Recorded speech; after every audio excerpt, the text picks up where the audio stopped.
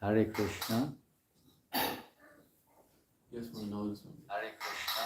No, it's okay. Now it works. Okay. The connection for that is a little bit No. problem. So we don't do it. We can just talk to it. This is part of this. This one is. Maybe it was not on. That's fine. Yeah, probably not turned on. Hare Krishna. Jai Radha Parisisvara Mandir. Krishna Jai. Jai. Hare Krishna. So let's we find throughout the Bhagavad Gita the indications are there how one can understand Krishna. There are many references in the Bhagavad Gita how difficult it is to understand Krishna. We don't have time to look up the verses. We're going to start reading the Bhagavad Gita again, forgetting so many of these wonderful verses. But if we go to the 11th chapter, for instance, of the Bhagavad Gita, it's called the universal form. And people are bewildered by the universal form, the cosmic form of the Lord. It's a form of Krishna. As Prabhupada mentions in the purport, more or less everyone's looking for Krishna, we just don't realize it. Looking for Krishna the wrong way, thinking Krishna is the object of their senses. They think that Krishna is an ordinary person, whatever they may think, or doesn't exist at all, or that we're all Krishna. They have different misconceptions. But ultimately everything, in one sense, is Krishna. The material universe is his expansion. We're also his expansion, the modes of nature, his energies. Lord Shiva, Lord Brahma, they're also expansions. Vishnu is also an expansion. The Brahma Jyoti is also an expansion, just like the sun rays are expansions of the sun. So in one sense, everything, and even the fruits of our work are ultimately awarded by Krishna apparently through other means, but they ultimately come from Krishna. The means of sacrifice come from Krishna.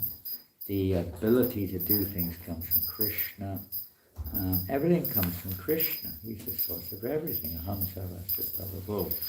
Everything comes from him. So indirectly, but it's like everything in, say, for instance, in this country, in France, officially speaking, because we're talking relatively here, but everything in France is under the control of the government. Whether you're in the prison, whether you're in the hospital, whether you like it or don't like it, basically everyone is under the government in one form or another. It's a gross example, and it's not as absolute as the situation of everything is under Krishna's direction, and nothing moves without it.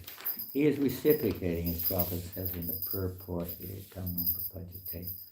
with the individuals, and he gives the faith, as he mentions in the Bhagavad Gita, by which they can pursue their particular intentions. People in general don't really, it's like yesterday it was funny, Gandharvika was here with Sangeeta. Sangeeta asked the teacher, Sangeeta's just started school, the teacher asked her, what did she do over the weekend? Yes, did you hear that? And Sangeeta said, it was Prabhupada's birthday. And the teacher said, we don't speak about God here in school. In a nice way. So Sangeeta went home and said, Mama, is Prabhupada God? No, he's a servant of God. She said, I'm going to have to go and tell the teacher. Or next time she goes to India, but next time she goes to school, I'm going to tell the teacher, Prabhupada is a servant of God. Very simple. But, people, they don't want to, they talk about, they want to keep him out of their, agenda or whatever you want to call it. It's like, they can't get rid of him. They try to get rid of him, but the more they try to get rid of him, the more they talk about him, and the more they fail in a sense. Anyway, that's the nature of the errant souls in this world. But we love God's energy, including our body and mind, which is also God's energy. So let's just have a look at a few verses here in the 11th chapter, in the 18th chapter also.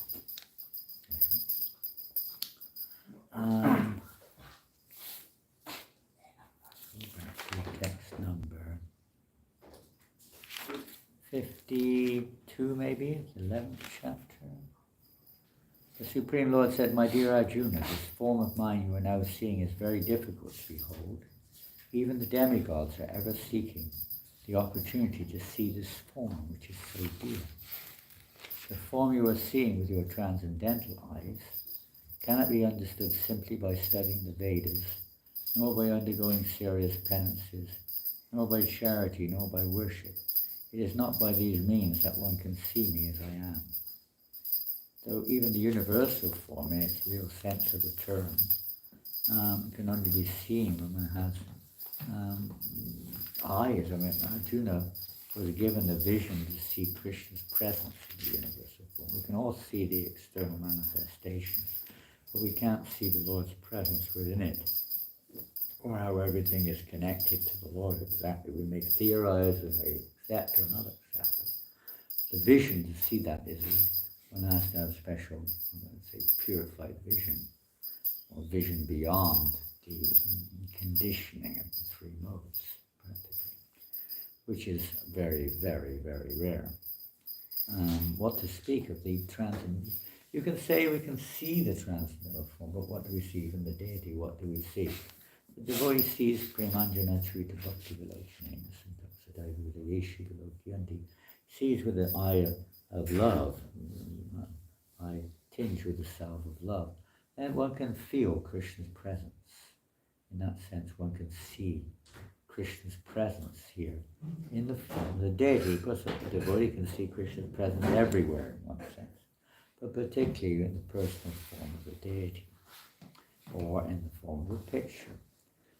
Helps to, just like an ordinary person even, when he sees a picture of his mother or his child, wife, husband, whatever it is, it reminds us, we start to think of them. We feel that they're present in that picture. Practically. If I say, that's not your father, that's not your wife, what are you looking at that picture for?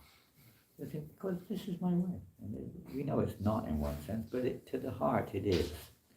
It's like being with one's lover or friend or whatever. That object which we're very attached to. Because people are not attached to Krishna in his personal form. They're attached to him in the material form.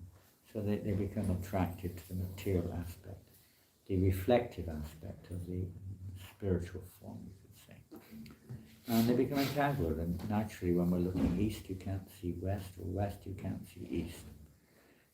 People are looking and want to see in the way they want to see. So Krishna reveals himself in that way as material sense gratification, or as death, or as heaven, or as liberation, or reverential worship, whatever way he appears to them in such a way that he's present there, but they don't recognize him present there.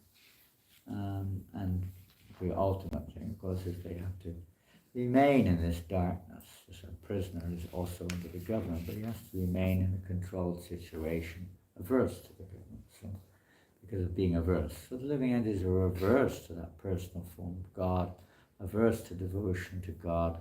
They try to understand him by their own speculation, or they try to understand and they think they can control that which doesn't belong to them, and by so doing then God will be revealed, or they'll realize that they are God. All kinds of different, let's say, imperfect understandings are there. They try to study with their imperfect senses the scriptures, analyze the material energy through Sankhya, whatever it is, and do all sorts of things to try to, whatever it is, gain the goal of life or the goal of one's aspirations, whatever it may be. People try this and they try that. They work hard for material results. They renounce the material and perform great austerities to get liberated from it. They study the scriptures to try to understand the absolute truth. They do all sorts of things, give charity and perform pious works to go to heaven, and so many things. which people endeavor. But none of these things, they're not pleasing to Krishna. I mean, say for instance, a simple example. If you want to please someone, do you just stand on your head and say, I'm pleasing you? Maybe I can laugh at you standing on your head or something. Or, you're meditating all day long. Well, okay, at least you're not causing any harm. But it's not exactly pleasing to me, I mean, it's nice you're thinking of me, so what, it's okay. I mean, in one sense it's good. Of course it's good to think of the objective, but the real thing when you want to please somebody is to do something which they like. Now, if they want you to meditate on them, that's another thing, but I'm talking materially here.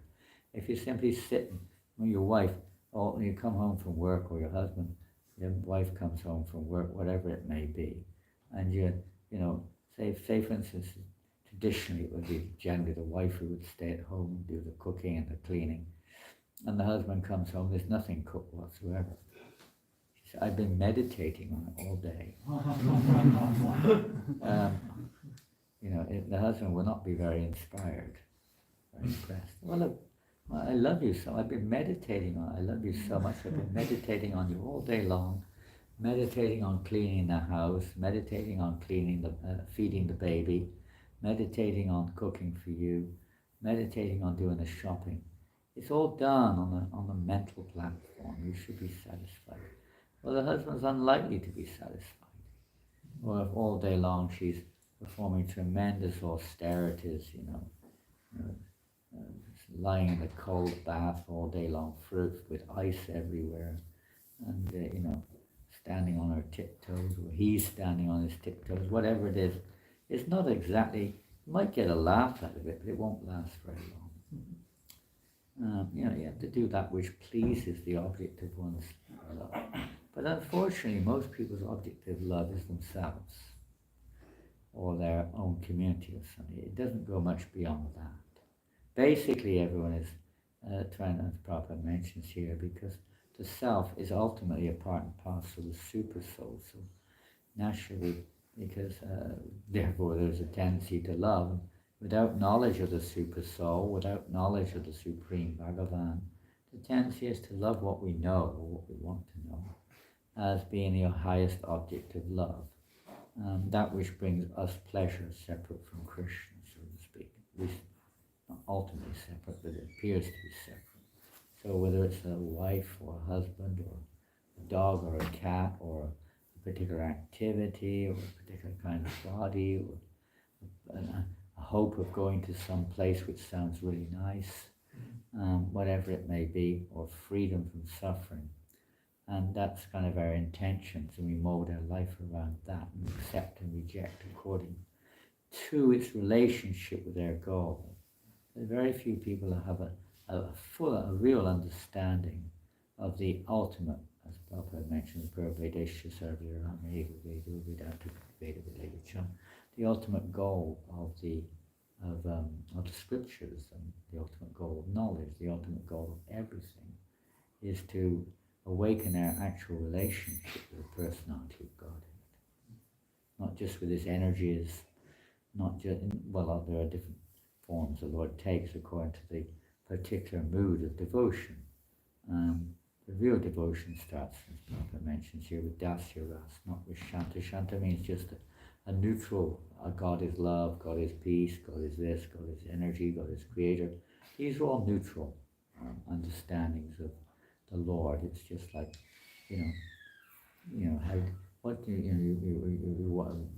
a lover just says about the beloved, he has grey, he has black hair. Yeah, I like him. He's got a body 6 foot 1 inch tall.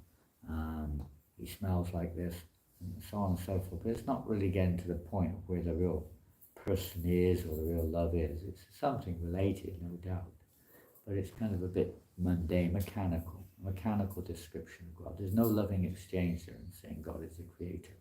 Even you say God is love, what does it mean? How do we actually relate to that? God is everywhere. Okay, good enough. How do you relate to that one? What are you going to do about it? Joy everywhere? Or what does it mean? We have to find out what that means. And what is it? Okay, that's a relationship with the material world. So how do we relate to this material world in the sense that it is an expansion of God in the form of this creative energy?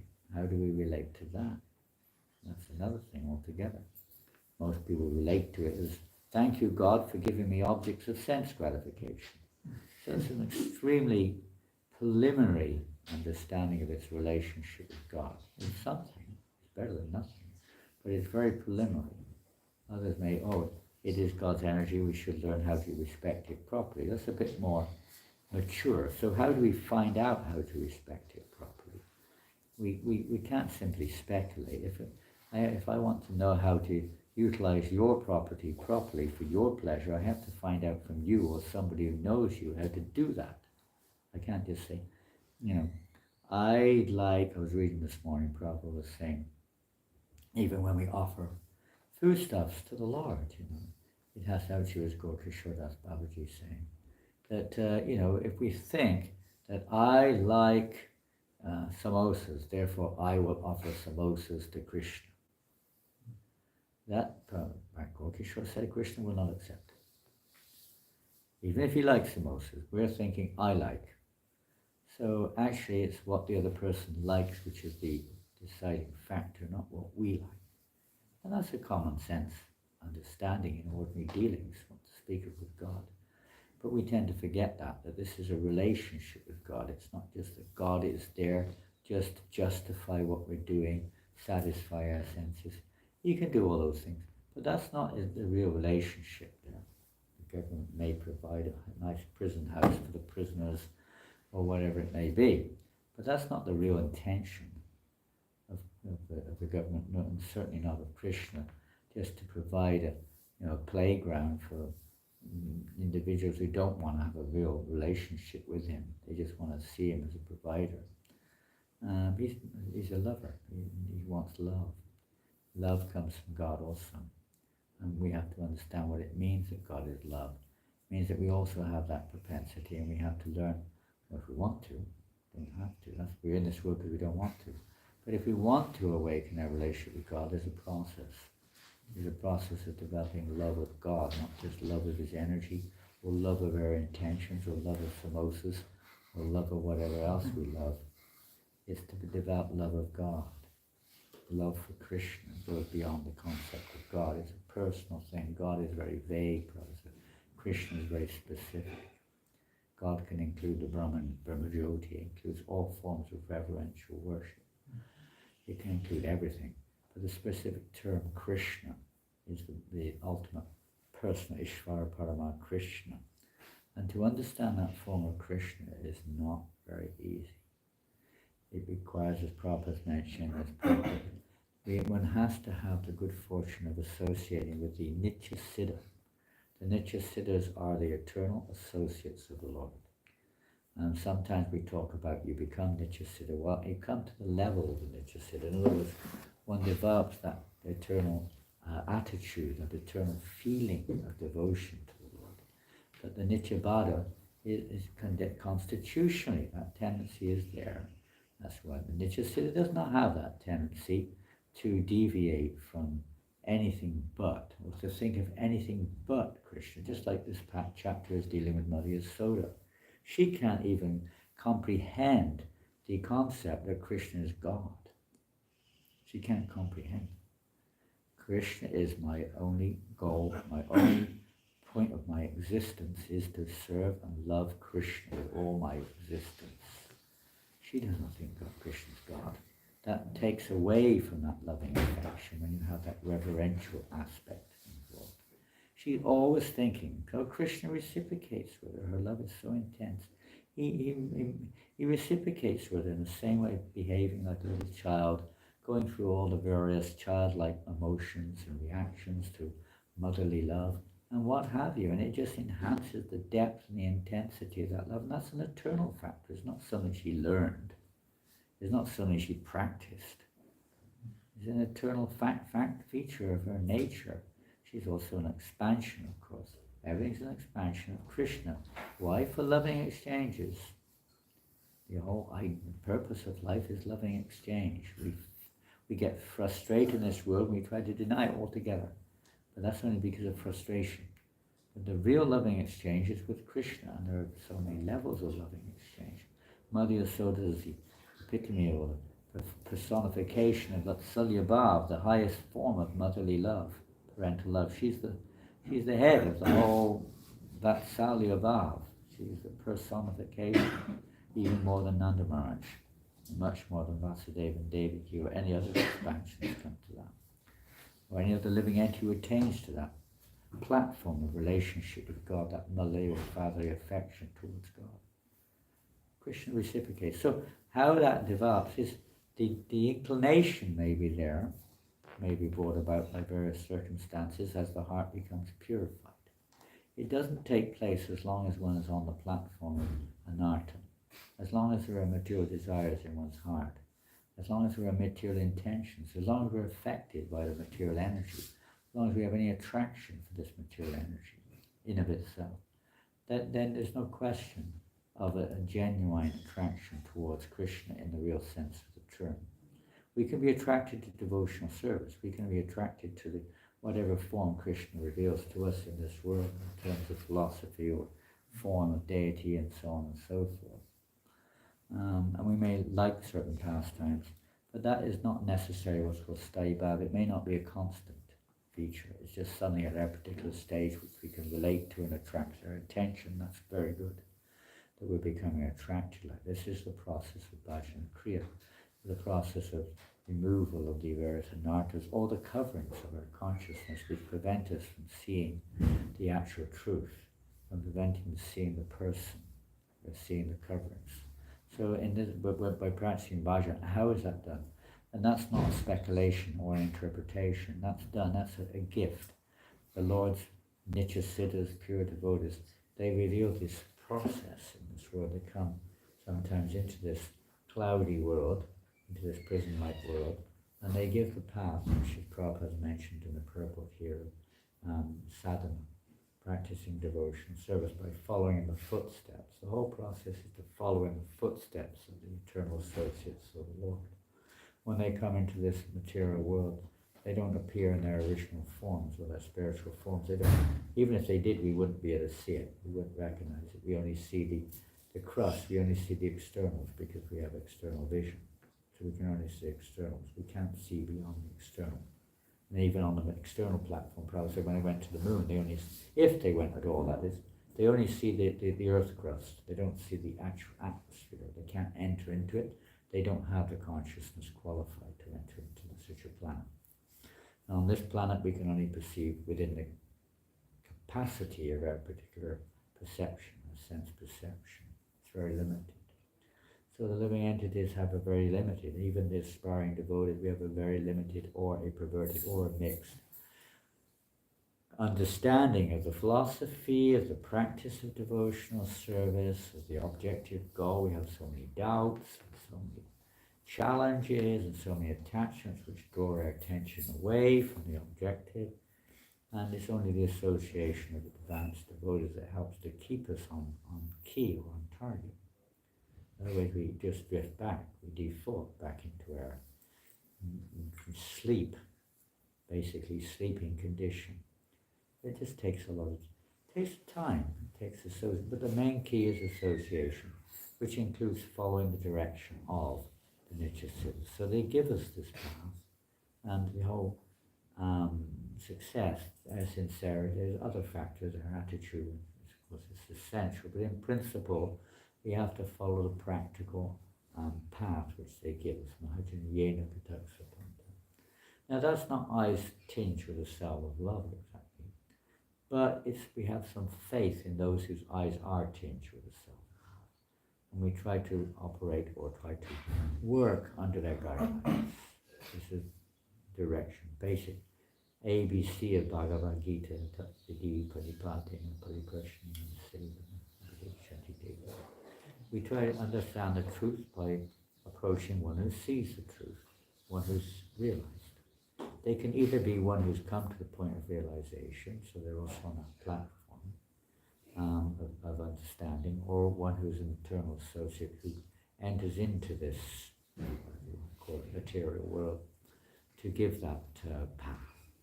Either way, they can see and guide us.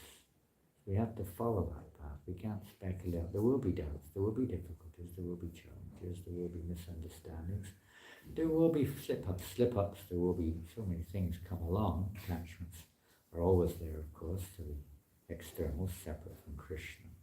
Thinking we can enjoy separately from Krishna. It's the nature of this world. Can't expect that to go away immediately.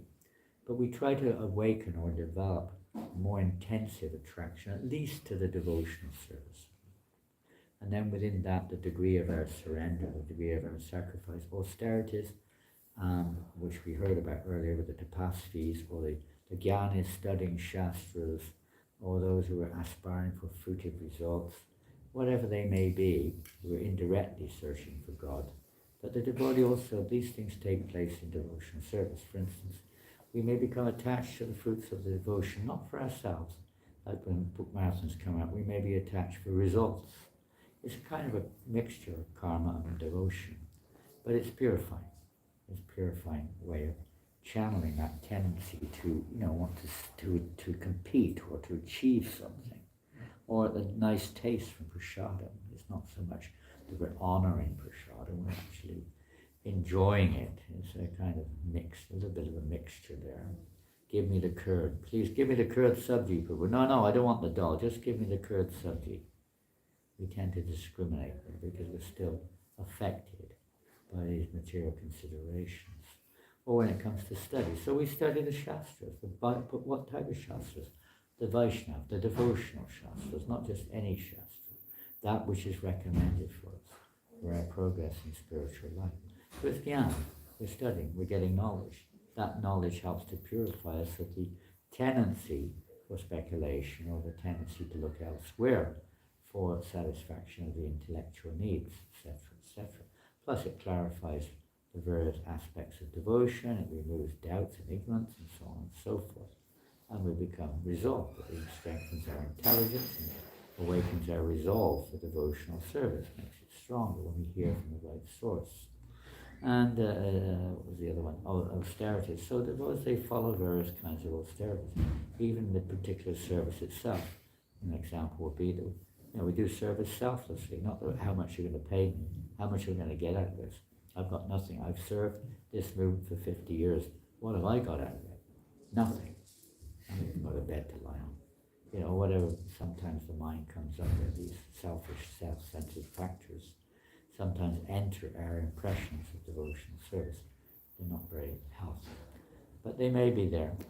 So we try to perform austerities and avoid those type of mentalities and so on. We may do some practical austerities, like follow 4 regulated principles, get up early in the morning, take a bath, this, that, and the other. So many things more than we would normally do. Why? You're not going to get paid for it. You're not going to get a degree for it. Well, but this is the sign that we're willing to, it's a sign of the beginning of love. We're willing to undergo this for a higher purpose. And not just because we made up these ideas, we've heard from the right source. We've heard from the pure devotees of the Lord. This is devotion. Bhakti Mama Vijanati Yavanyas Chasmi Tatvata. As Krishna says in the next verses here. My dear Arjuna, only by undivided, not divided, not mixed, undivided devotional service can I be understood as I am, standing before you, and can thus be seen directly. And we're talking at this point of time, not necessarily on the platform of Pratipurvakam or pure loving devotion.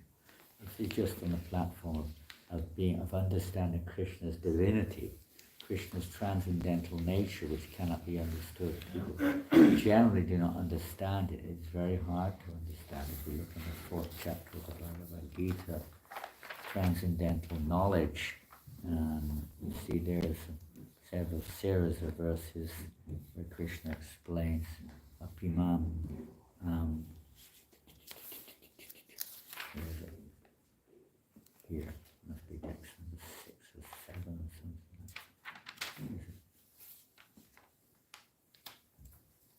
Yeah, this one will do.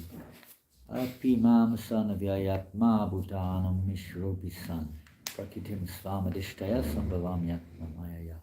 Although I'm unborn and my transcendental body never deteriorates, and although I am the Lord of all living entities, I still appear in every millennium in my original transcendental form. It's not a material form. Most people can't understand that. They just can't grasp it at all. That Krishna's form is even the demigods, his verses, I can't remember where it is in the 10th chapter, I think, describing even the demigods how they cannot understand this nature of Godhead. Very, very difficult, this transcendental form. Or to speak of understanding the relationship of Mother Yasoda with Krishna, or the gopis with Krishna, or Subal, the gopas with Krishna, these are very hard to grasp for people in general. It only comes when the time comes, when the purification is there. It's not something that will happen just by study or just by will alone. Even Mother Yasoda couldn't bind Krishna by will alone. It only comes when Krishna reveals, when Krishna reciprocates, when our heart is completely pure. Otherwise we get reciprocation, but it's on a particular level of reciprocation. And that's also wonderful. It's also ecstatic, even the process of sadhana bhakti, and Rupa Goswami describes it.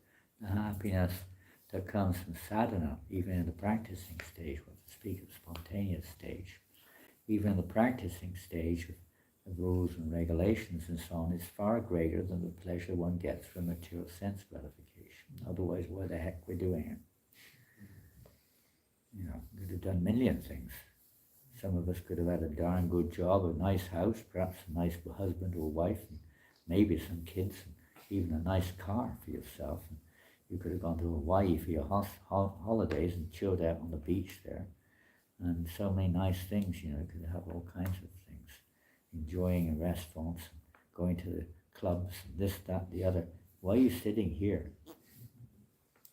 Many of us could have been doing that probably, if it was our karma.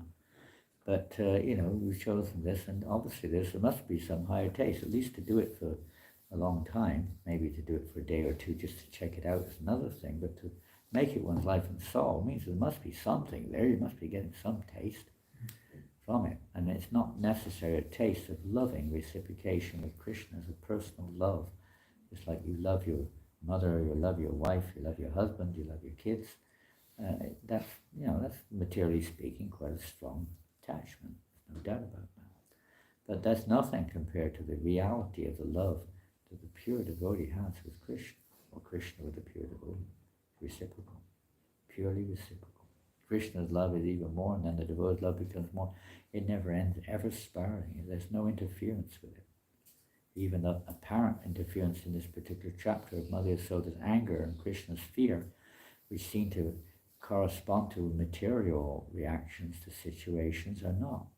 They're actually intensifications of the loving bondage between Mother Yasoda and Krishna. Krishna satisfying Mother Yasoda by his fear, and by Mother Yasoda's anger, satisfying Krishna. That actually is hard to understand from a material perspective, but that's what's going on. Everything is increasing the sweetness of the relationship. It's like you have a nice preparation, you make curry, but you never put any chili in there. Here's some curry. I've cooked curry, but it's just boiled vegetables and no spices at all. What type of curry is this? This is not a curry. Take your curry away. There's got to be some spice. Now the spice is not the main thing, but it enhances the main thing. The salt, the chili, the this, the that, cumin and what have you. So these are their indirect rasas or apparent manifestations of mundane reactions. Simply enhance or spice the love which is being experienced here in this pastime between Mother Yasoda and Krishna. That's the nature of pure love. And we try to compare it to our mundane experiences, then definitely Krishna will not reciprocate. He's only revealed through pure devotion. Only by undivided devotional service can I be understood as I am standing before you, and thus can be seen directly. Only in this way can you enter into the mysteries of my understanding. My dear Arjuna, he who engages in my pure devotional service, free from the contamination of fruitive activity and mental speculation, he who works for me, who makes me the supreme goal of life, and who is friendly to every living being, he certainly comes to me. So these are some of the preliminaries. And if you look in the 18th chapter, where should we start here? Let's see. I'll read a few verses, a nice section, the 18th chapter. We'll start on text number, let's see. We'll start on text number 55. One can understand me as I am, as the Supreme Personality of Godhead, only by devotional service, and when one is in full consciousness of me by such devotion, he can enter into the kingdom of God. Though engaged in all kinds of activities, my pure devotee under my protection reaches the eternal and imperishable abode by my grace. Again and again, Krishna says it by his grace, because he's so happy in the 12th chapter. Krishna is declared as a swift deliverer from this ocean of birth and death. Krishna delivers the devotee. He wants to deliver. He's so attracted to the devotion. When Krishna is attracted to our devotion, he pulls you, or pulls us. There's not a question of we can force our way into Godhead by chanting 1,000,000 rounds a second. I don't see you can do that. But I had a letter from a devotee one. I don't know how he's doing it. I don't believe it. He said, I'm chanting 220 rounds a day. I can't believe it. I don't know what type of rounds he's doing. Anyway, that was a message. That wasn't every day. Once or twice. It's very, and it's not by that we can go back to God. It's by when Krishna's pleased by our attitude, pleased by our submissions, pleased by our, whatever it is, he's pleased with every step of our endeavors. So we get a little bit forward, you get a little bit opportunity to go forward, but to actually enter into that spiritual kingdom of God, so to speak. That's when the heart is completely pure. We have no other interest whatsoever other than Krishna's interest. We're not trying to make, adjust Krishna to satisfy my interest in any way whatsoever. Not one iota. In all activities, just depend upon me and work always under my protection. In such devotional service, be fully conscious of me. If you become conscious of me, you will pass over all the obstacles of conditional life by my grace. Again and again, Krishna is by my mercy, by my grace. Become conscious of me, and then by my grace you will pass over all the obstacles.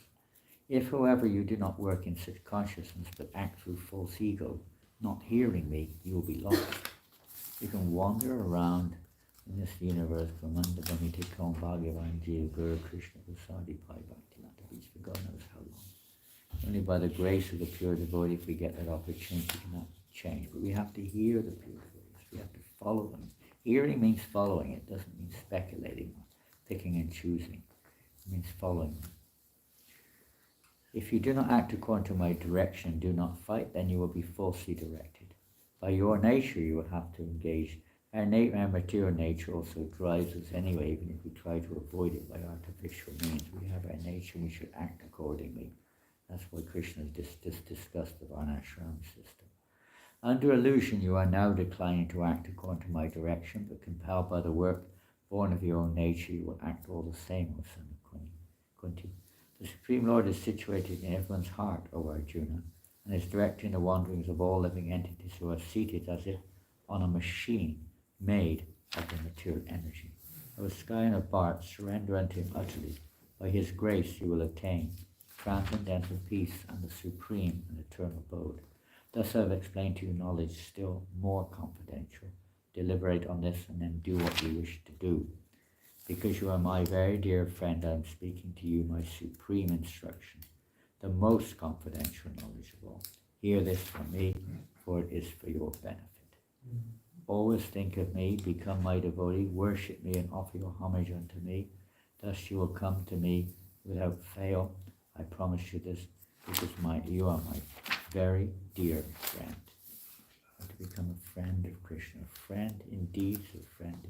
Friend in need is a friend indeed. You have to, friend means one who's always there for you. They're not just a friend if you give them what they want. They're always there. They never give up, no matter what the other person they do say or think. They will always remain there for the welfare of the other person. Abandon all varieties of religion and surrender unto me. I shall deliver you from all sinful reaction. Do not fear. This confidential knowledge may never be explained to those who are not austere or devoted or engaged in devotional service, nor to one who is envious of me. Hare Krishna. Beautiful verse in Bhagavatam. Only those devotees engaged in spontaneous love, we're not on that level, but we follow on that platform, or on the footpaths of those who are. The path which we follow, to instruction, we see how emphasis is placed on this. Sometimes we tend to try to jump over that, think we can achieve the result without going through the process.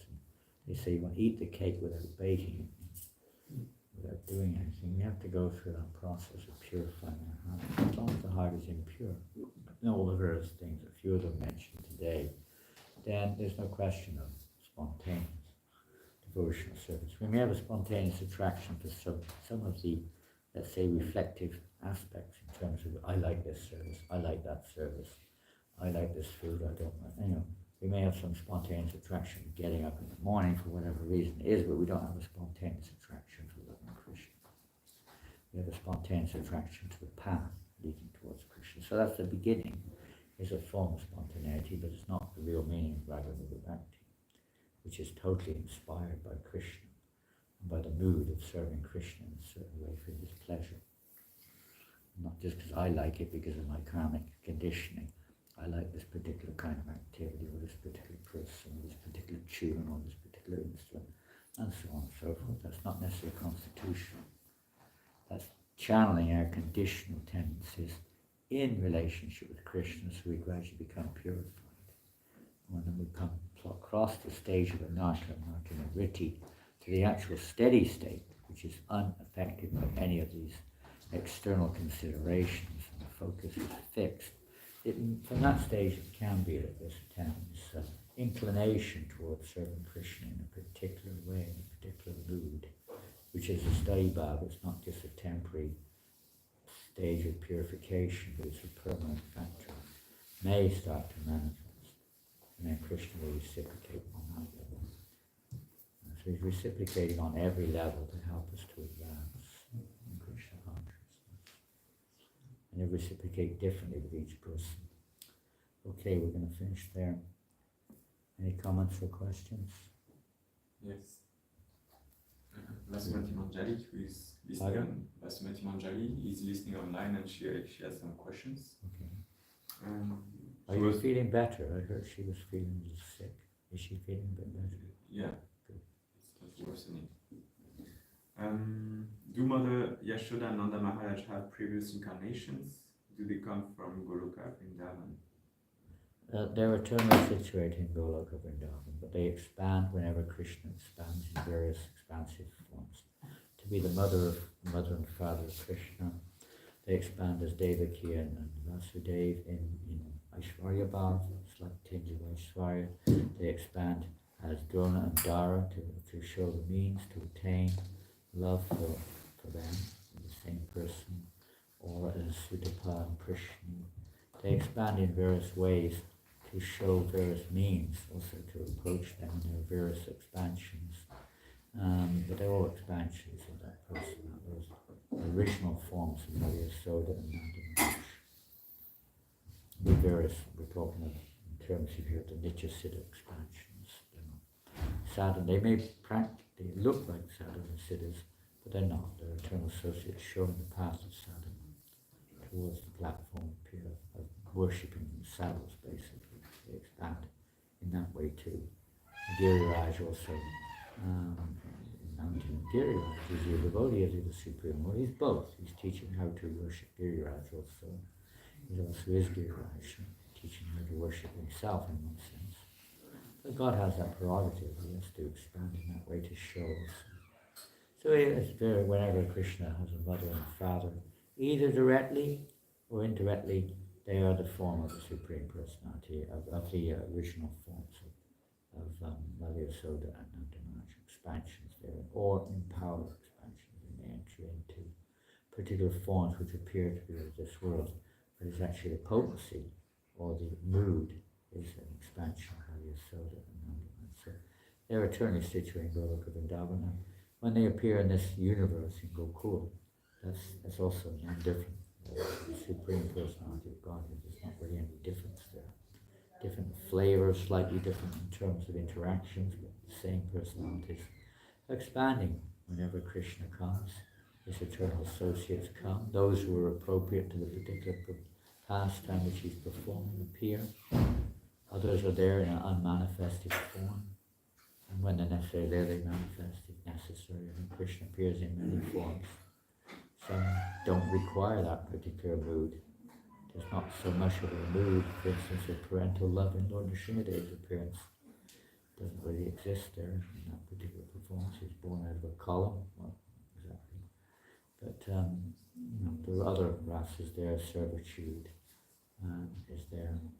He himself has parental affection for the Lord, and irreverence is there, and so on. In different forms, he doesn't always take the Vatsalya Bhav form doesn't necessarily appear, doesn't seem to appear in some of the manifestations in the same way.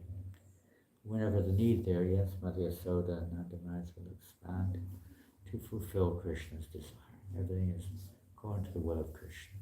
But they're eternally situated. They never become Yasoda and Nanda. No one can become Yasoda and Nanda.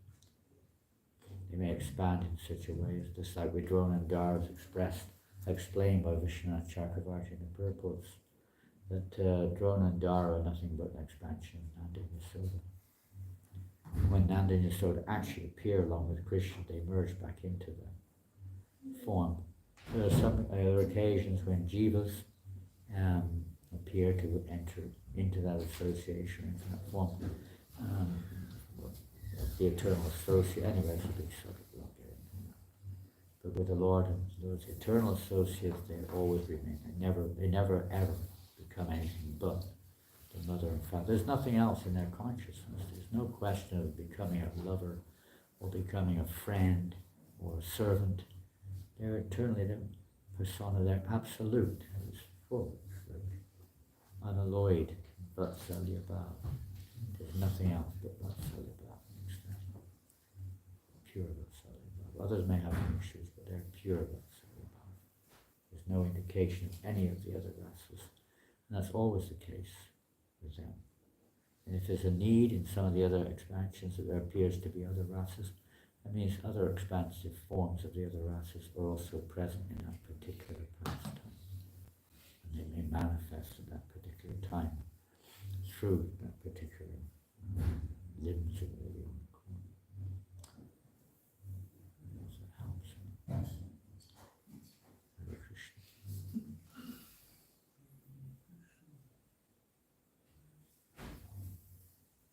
Okay, we're going to get to the Srila Prabhupada ki. Jai. Jai.